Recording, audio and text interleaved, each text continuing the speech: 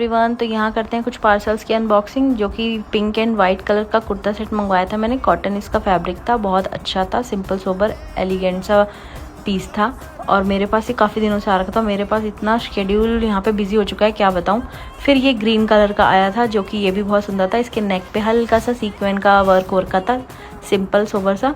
और ये blue colour का आया था, ये मुझे इतना अच्छा नहीं लगा, पर इसका फैब्रिक बहुत ही मक्खन जैसा था और इसका नेक का स्टाइल अलग था, कॉलर वाला। एंड ये साड़ी सुंदर के साथ साथ सस्ती भी है, बहुत सुंदर साड़ी है, सिंपल भी है, काफ़ी अच्छी साड़ी थी। इसका ब्लाउज कंट्रास्ट में था, येलो मिरर वर्क हो रखा था जिसमें पूरा अच्छा खासा भरा हुआ ब्लाउज था जो कि बहुत सुंदर लगेगा। और ये एक साड़ी मैंने और मंगाई थी रॉयल ब्लू कलर में, ये पूरी थ्रेड वर्क में थी और बहुत हल्की और सिंपल सोबर सी, और सेट भी इजीली हो जाती, इजी टू कैरी, बहुत सिंपल। और इसका ब्लाउज इसी के जैसा सेम ब्लू था, इसमें कोई कंट्रास्ट नहीं था।